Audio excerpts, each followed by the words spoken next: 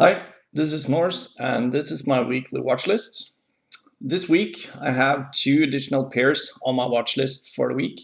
So I still have the dollar yen and I have added the euro Swiss franc, so the euro CHF, and I'm looking at the GbpUsd as well. So let's get on with the analysis. So the chart you're seeing right in front of you, this is the euro Swiss franc, so the euro against the Swiss franc. And we are coming into a level that's very important, at least on the technicals, not on the euro Swiss franc, but on the COT report. So before we go into the analysis on the pair itself, let's head over to the COT, so the Commitment of Traders report. What I'm looking at here, if you can see down in the bottom right corner, you can see a red line going almost vertical. So that is the commercial entities in the market, and every time they go really aggressive, the Swiss franc usually tends to strengthen. So if you take a look on, there's a big there's a big spike in the middle of the chart, and if you've been around long enough, that's when the Swiss National Bank removed the peg on the Swiss franc, and the commercials were almost as high as we are now. And we are now poking into a multi-year high in terms of the Commitment of Traders report. So in my eyes, this is a very good setup, and this is the exact same way that I caught the dollar yen a few weeks ago. And if we go back to the chart right now, we can see that we have a triple top resistance forming right now.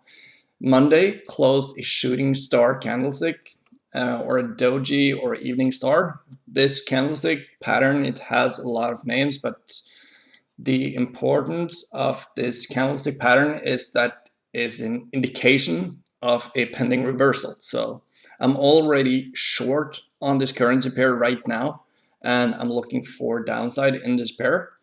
And if you are a trader that relies a lot on confirmation from indicators and such, we can have a quick look and see what those look like. I have a lot of templates saved right here. So I have a template called confirmation. So what that gives me is it adds the MACD indicator, so the MACD. I use the standard settings, and you can see that even though price has made 4 higher highs, the MACD has made lower highs. So we have confirmation when it comes to indicators. The Commitment of Traders report is also going for a decline in this currency pair. So when I have setups like this, so I also have a minor turtle soup pattern on the 1 hour right here.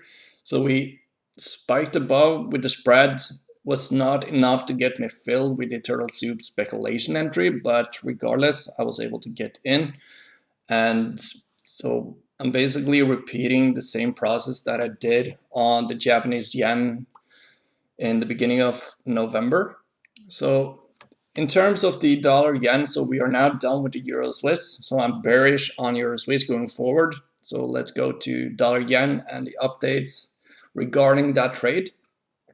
Price moved below the 111.65 level, and I had 9 positions short on this currency pair and now have only 1, because when the position got that big, I did not want to leave that much open profit at risk. So I decided to close everything and then restart the position and try to rebuild it if it has more downside to come. So what you're seeing in front of you right now, that is a 1 hour parallel trend channel in the dollar yen. If we zoom in a bit, right now this is London lunch approximately, and price has tapped the upper channel trendline resistance. So according to me and my analysis, this should be the resistance itself, and we should not get higher.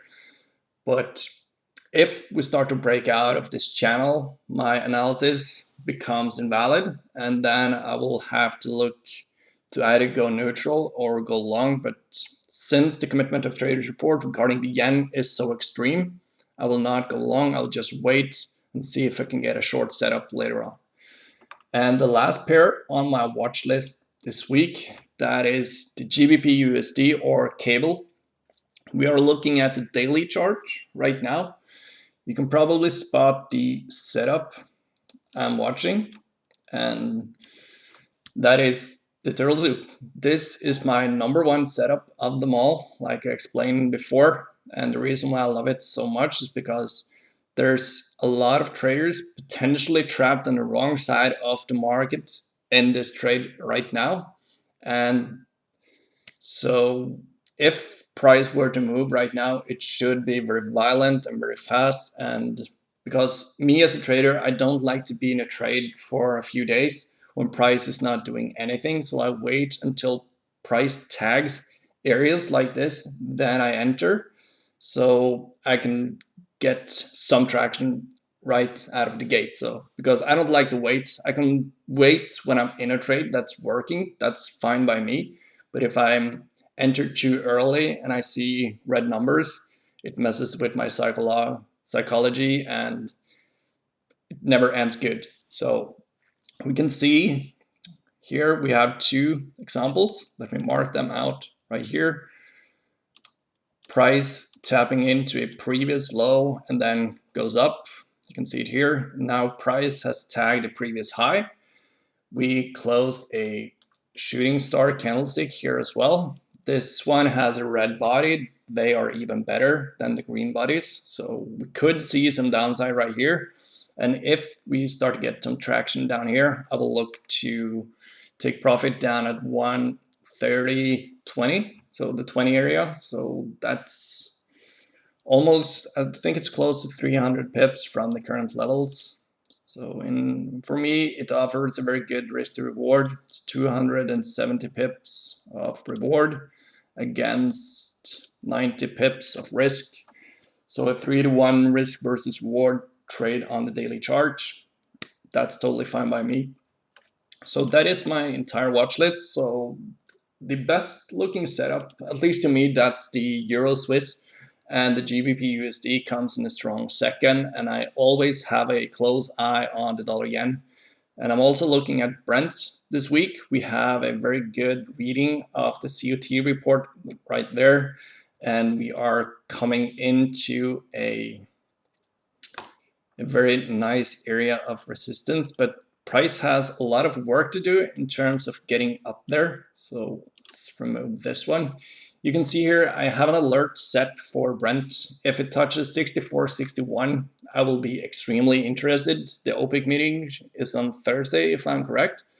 And if we tap that area, fail at that area, you probably know what I will do. I encourage you to check out this Commitment of Traders report. You can look at it at barchart.com or cotbase.com and take a look for yourself.